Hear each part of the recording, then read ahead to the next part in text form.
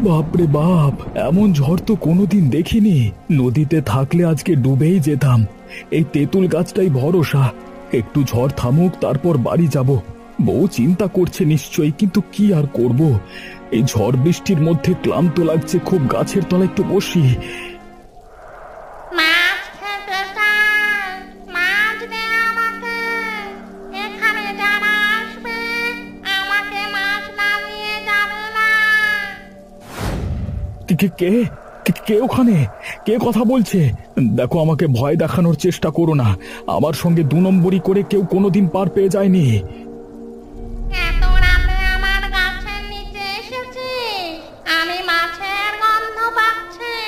কতদিন মাছ খাইনি রে। দে আমাকে মাছ দে। মাছ না খেলে আমি যে থাকতে পারি না। মাছের গন্ধে আমি আর বসে থাকতে পারলাম না গাছের উপরে। আমাকে মাছ দে। ওরে বাবারে, ও মাগো পেতনি, আমাকে ছেড়ে দাও মা। আমি গরিব জেলে, বউ বউ ছেলে আছে ঘরে। আমাদের এই মাছ দিয়েই সংসার চলে। এই মাছ বিক্রি করে আমাদের সংসার চালাই। দয়া করে আমাকে ছেড়ে দাও, আমাকে বাঁচতে দাও, ছেড়ে দাও। তোর সংসারের কথা আমি জানি না। আমার পেটে খিদে আছে। এই মাছ আমার চাই। এই মাছ তুই আমাকে না দিয়ে কোথাও যেতে পারবি না। হে ওপরওয়ালা, এ কি দেখছি আমি? মাছগুলো সব খেয়ে ফেলছে। ওগো, সবগুলো মাছ খেও না, কিছু আমাদের জন্য রেখে দাও। মাছগুলো নিয়ে বিক্রি করে আমাদের সংসার চালাতে হবে, না হলে আমরা না খেতে পেয়ে মরে যাব তো। আহা, কতদিন পর মাছ পেলাম। তুই ভালো জেলে, ভালো মাছ ধরিস। এখন যা, পালা এখান থেকে।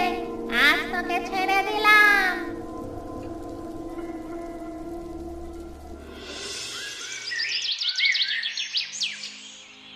কি হয়েছে তোমার? কাল রাত থেকে তুমি চুপচাপ, মাছও আনলে না। সারা রাত কোথায় ছিলে? আর আজকে সকালে এরকম উঠে চুপচাপ বসে আছো, বাজারেও গেলে না।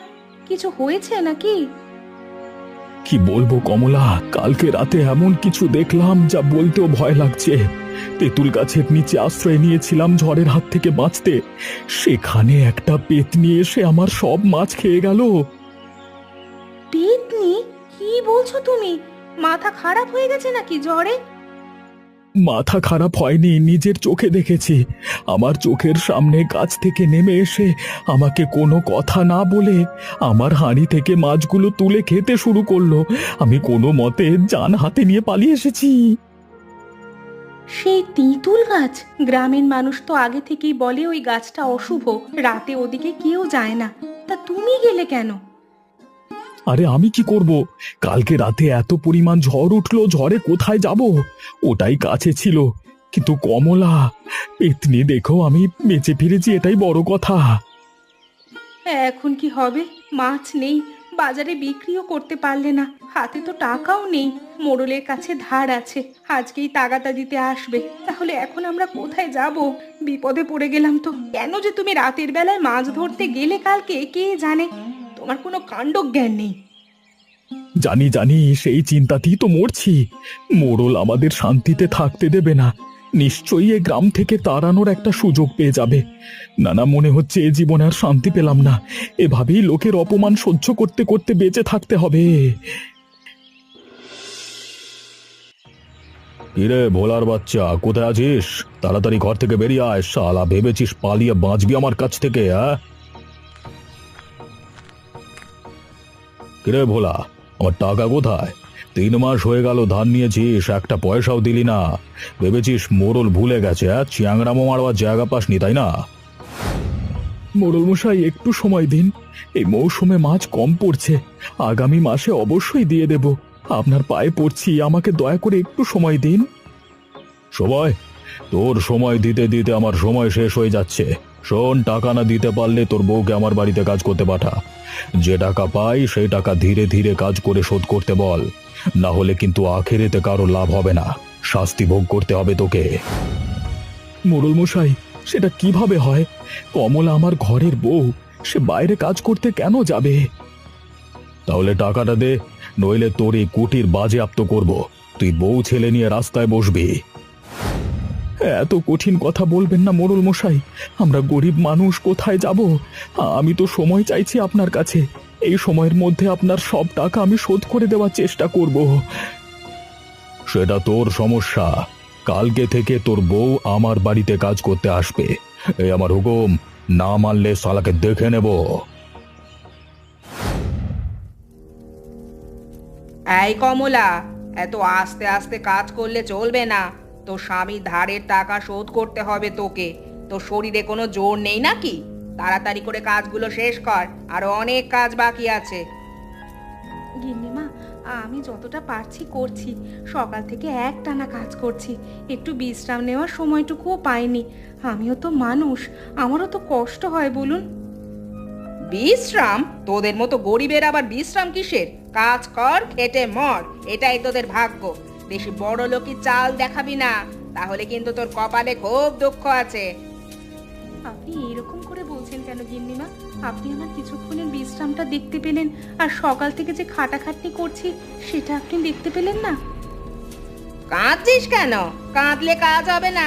শোন, আজ রাতে তোর মোড়ল বাবুর জন্য রান্না করতে হবে মাছের কালিয়া। তোর সেই জেলের স্বামীকে বল ভালো ভালো মাছ আনতে, আর সেগুলো একদম বিনামূল্যে আমাদেরকে দিয়ে যেতে।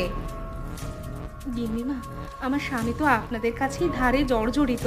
সে মাছ ধরে আপনাদের ধার শোধ করছে, আর কতটুকু মাছ দেবে? এবার যে আমরা একেবারে মরে যাব। আমাদের পরিবারের দিকে একবার আপনি লক্ষ্য দিন গিন্নিমা। বেশি কথা বলিস না। মোড়লের বাড়িতে কাজ করিস, মোড়লের কথাই মানতে হবে। যা, কাজে যা। কি হয়েছে কমলা, এভাবে কাঁদছো কেন? ওরা কিছু বলেছে? আমি আর পারছি না, কত অপমান সহ্য করতে হচ্ছে। এই জীবন রাখার থেকে মরে যাওয়া অনেক ভালো। এই অপমান আমি সহ্য করব না। কি করবে তুমি? মোড়লের বিরুদ্ধে দাঁড়ানোর শক্তি আছে তোমার? সে গ্রামের মাথা, তার লাঠিয়াল আছে, টাকা আছে, ক্ষমতা আছে।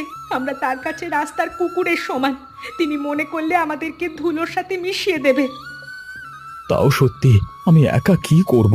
কিন্তু এভাবে অপমান সহ্য করতে করতে আর কতদিন বাঁচা যায়? এটাকে কি বাঁচা বলে? না, এটা বাঁচা না। মোড়লবাবু আমাদেরকে তিলে তিলে মারতে চায়, আর তিনি সেটা সুযোগ পেয়ে খুব ভালোভাবেই করছেন।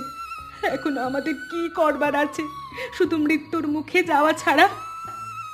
উপায় খুঁজবো, কোথাও না কোথাও উপায় থাকবেই। তুমি চিন্তা করো না গিন্নি, কিছু না কিছু একটা উপায় আমি খুঁজে বের করবই করব। কি করবে? সেটা এখন জানি না, তবে এইভাবে চলতে দেওয়া যায় না। কিছু না কিছু উপায় একটা করতেই হবে। তুই আবার এসেছিস? এবার কি মাছ এনেছিস আমার জন্য? না, মাছ আনিনি। আজকে মরতে এসেছি। তুমি চাইলে আমাকে মেরে ফেলো। মরতে এসেছিস? কেন রে? তোর তো বউ ছেলে আছে, তাহলে শুধু শুধু মরবি কেন? তোর আবার কি মতিভ্রম ধরলো? বেশ তো মাছ ধরে সংসার চলছিল তোর। আছে বলেই তো কষ্ট। তাদের মুখে দুবেলা খাবার দিতে পারি না, এদিকে মোড়লের অত্যাচারে জীবন অতিষ্ঠ হয়ে পড়েছে। মোড়লের কাছে কিছু টাকা ধার নিয়েছিলাম, সেই টাকা শোধ দিতে না পারায় আমার গিন্নিকে এখন ওদের বাড়িতে বিনা পারিশ্রমিকে খাটাখাটনি করতে হচ্ছে। তার উপর আবার চর খেতে হচ্ছে গিন্নিমার কাছে। এসব অপমান আর কতদিন সহ্য করব আমি একজন পুরুষ মানুষ হয়ে? মোড়ল ধনঞ্জয়ের কথা বলছিস নাকি? হ্যাঁ, আমি তার কথাই বলছি। তুমি তাকে চেনো? চিনবো না আমার? সে আমার পরিবারের লোক। তার ঠাকুরদার বাড়িতে আমি বউ হয়ে এসেছিলাম। ধনঞ্জয় তখন ছোট ছিল, আমাকে দেখলেই হাসাহাসি করতো, বুড়ি বুড়ি বলে ঠাট্টা করতো। তুমি মোড়লের ঠাকুমা? ঠাকুমা নই, ঠাকুরদার দ্বিতীয় স্ত্রী। সেই বাড়িতে আমার উপর অনেক অত্যাচার হয়েছে। শেষে আমাকেও এই অত্যাচারের হাত থেকে বাঁচবার জন্য এই তেঁতুল গাছে এসে গলায় দড়ি দিয়ে আত্মহত্যা করতে হয়। আমি খেতে ভালোবাসতাম, ওরা আমাকে খেতে দিত না। আমার সঙ্গে ঘরের কাজের লোকের মতো আচরণ করত। তাই মান অপমান আর সহ্য করতে না পেরে আমি এই কাজ করতে বাধ্য হই। মেরে ফেলা হয়েছে? হ্যাঁ, আমি সেই অপমানের প্রতিশোধ নিতে পারিনি, কিন্তু তুই যদি আমাকে মাছ খাওয়াস আমি তোকে সাহায্য করব। তুমি সত্যি আমাকে সাহায্য করবে? কিন্তু কিভাবে? ধনঞ্জয় আমাকে ভয় পায়। ছোটবেলায় যখন আমাকে অত্যাচার করত আমি বলতাম মরে গিয়ে ভূত হয়ে ফিরে আসব। সে এখনো সেই ভয় ভোলেনি। তাহলে তুমি কি তাকে ভয় দেখাবে? দেখাবো, কিন্তু এমনি এমনি নয়। তোকে আমার সাথে চুক্তি করতে হবে। প্রতিদিন আমাকে মাছ এনে দিতে হবে, কাঁচা মাছ, তাজা মাছ। সেটা কি আমার পক্ষে সম্ভব হবে? আমি তো গরিব জেলে। সম্ভব হবে। ধনঞ্জয়ের কাছ থেকে যা আদায় করব তারপর তোকে আর গরিব থাকতে হবে না, কিন্তু আমার কথা রাখতে হবে। ঠিক আছে, আমি রাজি। তুমি যা বলবে তাই করব। শুধু আমার পরিবারকে এই অপমান থেকে বাঁচাও। বাঁচাবো। ধনঞ্জয় এই গ্রামে আর মাথা উঁচু করে থাকতে পারবে না, কিন্তু মনে রাখবি চুক্তি ভাঙলে তোরও আমার মতো হাল হবে। আমি চুক্তি ভাঙবো না, তোমার কথা রাখবো। ভালো, কাল রাত থেকে ওই মোড়লকে ভয় দেখাতে শুরু করব। তুই নিশ্চিন্ত থাক আর বাড়ি ফিরে যা। ধনঞ্জয়, ওঠ, তোর ঠাকুমা এসেছে। তাড়াতাড়ি ওঠ, তাকিয়ে দেখ আমাকে চিনতে পারিস কিনা। কে কে ওখানে? ওরে বাবা, ওরে বাবা, ভূত! কে আছিস? বাঁচা, বাঁচা, আমাকে বাঁচা। কার কর কর চিৎকার, কেউ আসবে না। তোর বাপের হিসাব দেওয়ার সময় হয়েছে ধনঞ্জয়। তোকে আমি শাস্তি দিতে এসেছি। কে তুই? কে তুমি? আমাকে ছেড়ে দাও। আমি আমি কোনো ভুল করি না, আমাকে দয়া করে ছেড়ে দাও। চিনতে পারছিস না? আমি সেই বুড়ি যাকে তুই ছোটবেলায় বুড়ি বুড়ি বলে ঠাট্টা করতিস, যাকে তোর বাবার কাকারা মিলে নদীর পাড়ের তেঁতুল গাছে ফাঁসি দিয়ে মেরেছিল। ঠাকুমা, তুমি আমাকে ক্ষমা করো। আমি আমি তখন ছোট ছিলাম, জানতাম না কি করছি। হয়তো ভুলবশত সব কাজ করে ফেলেছিলাম। আমাকে আমাকে দয়া করে ক্ষমা করে দাও। তখন ছোট ছিলি, কিন্তু এখন বড় হয়েও তুই গরিবদের ওপর অত্যাচার করিস, ভোলা জেলের বউকে মারিস। এসব আমি সব দেখি। আমি আমি আমি আর করবো না, কোনোদিন কাউকে অপমান করবো না, প্রতিজ্ঞা করছি। প্রতিজ্ঞা? তোর প্রতিজ্ঞার দাম নেই। আমি রোজ আসবো, যতদিন না তুই সত্যিকারের শাস্তি পাচ্ছিস। তান্ত্রিক মশাই, আপনাকে ভরসা। কালকে রাতে যা দেখেছি তাও কল্পনা করতে পারছি না। সত্যিকারের ভূত। আমার ঠাকুমার আত্মা সে আবার ফিরে এসে আমাকে ভয় দেখাচ্ছিল, বলেছিল পুরনো প্রতিশোধ নেবে। আমার ভয়ে অবস্থা খারাপ হয়ে গেছিল। তান্ত্রিক মশাই, দয়া করে রক্ষা করুন। শান্ত হন মোড়ল মশাই। ভূত প্রেত আমার কাছে কিচ্ছু না। আমি মশানে সাধনা করি। এই তুচ্ছ পেতনি আমাকে কি করবে? আপনি বুঝতে পারছেন না, সে খুব শক্তিশালী। অনেক দিন ধরে সুযোগের অপেক্ষায় ছিল। আজকে এসে আমাকে ভয় দেখাচ্ছে। এরপর আমার সাথে কি কি করবে আমি কল্পনাও করতে পারছি না। আমাকে রক্ষা করুন তান্ত্রিক মশাই। ভয় পাবেন না, আজকে রাতেই আমি যজ্ঞ করব। এই যজ্ঞের মাধ্যমে ওই পেতনিকে বন্দি করে আমি মুক্ত করে দেব।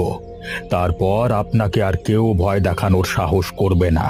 এমন তাবিজ আপনাকে দেব, কোনো ভূত প্রেত দৈত্য দানব আপনার চারপাশে আসবার নাম করবে না।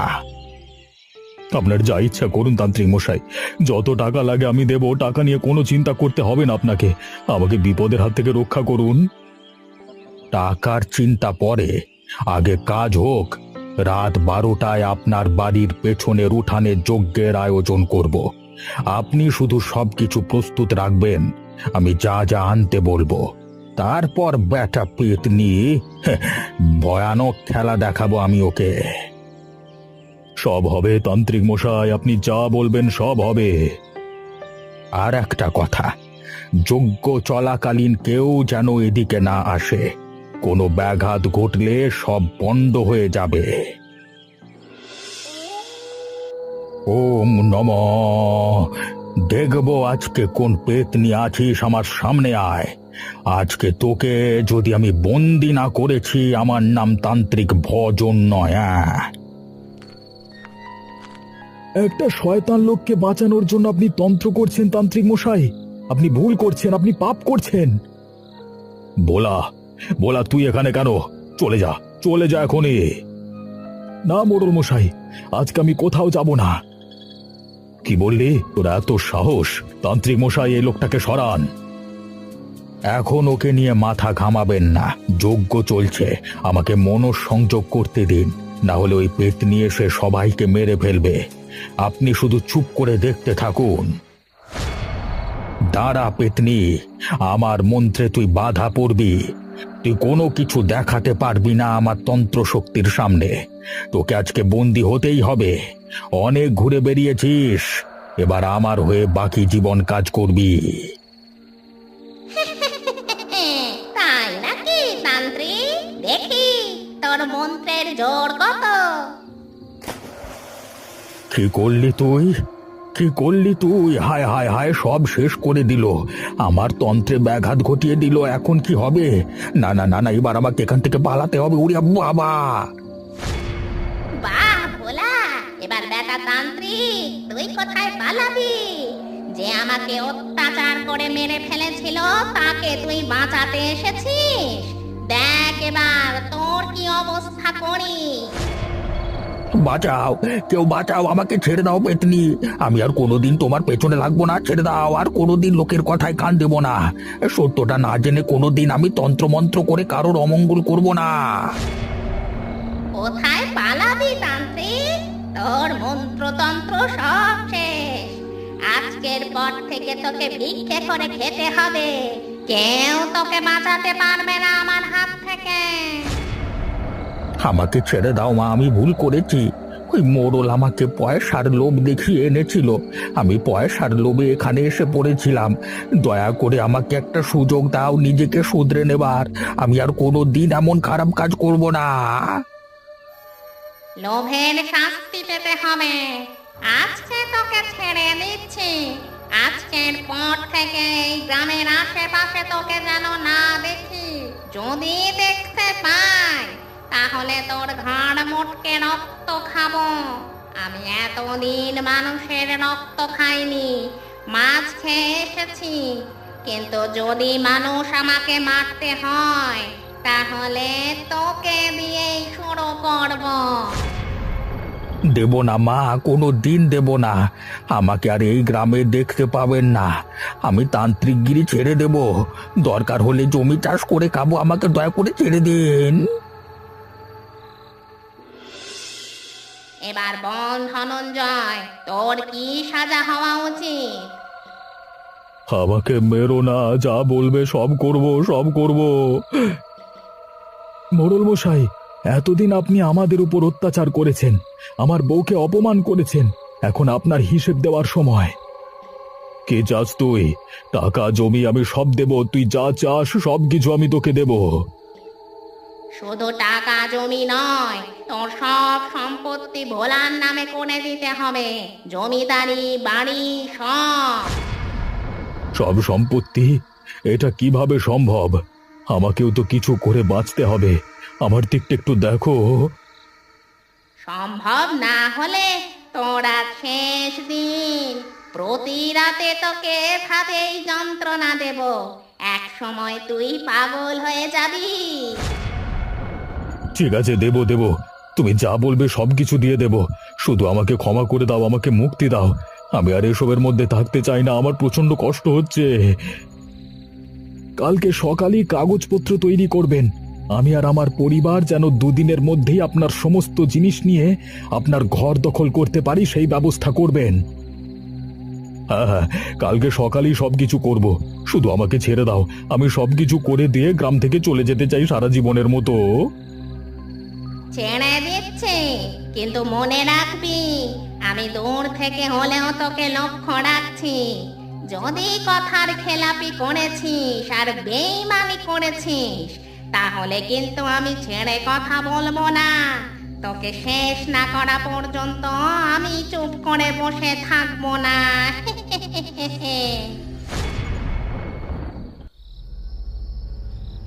এসেছিস ভোলা? তা আজ কি মাছ এনেছিস? রুই আর কাতলা, তাজা মাছ আছে।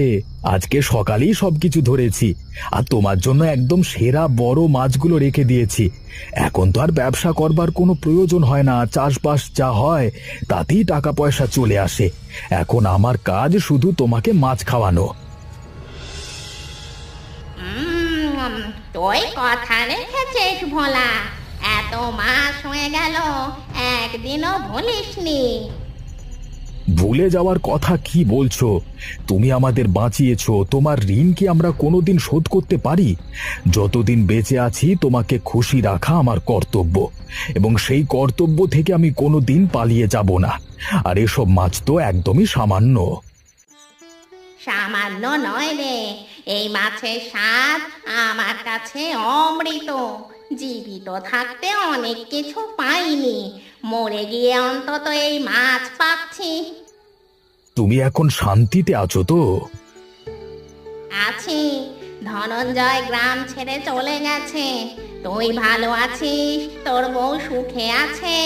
আমার আর কি চাই, শুধু এই মাছ খেতে পেলেই হলো।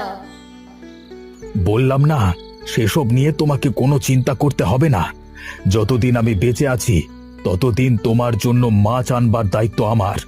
আর মরে যাবার পরেও তোমার সঙ্গে ভূত হয়ে তোমাকে মাছ খাওয়াবো। জানি তুই বড় ভালো মানুষ ভোলা। এই গ্রামে এমন মানুষ কম। যা এখন বাড়ি যা, কমলা তোর জন্য অপেক্ষা করছে। আসি তাহলে, কালকে আবার আসবো। অবশেষে কেউ আমাকে মনে রাখলো। জীবনে যা পাইনি, মরে যেতে তা পেলাম। একটু ভালোবাসা, একটু শ্রদ্ধা, আর রোজ রাতে তাজা তাজা কাঁচা মাছ।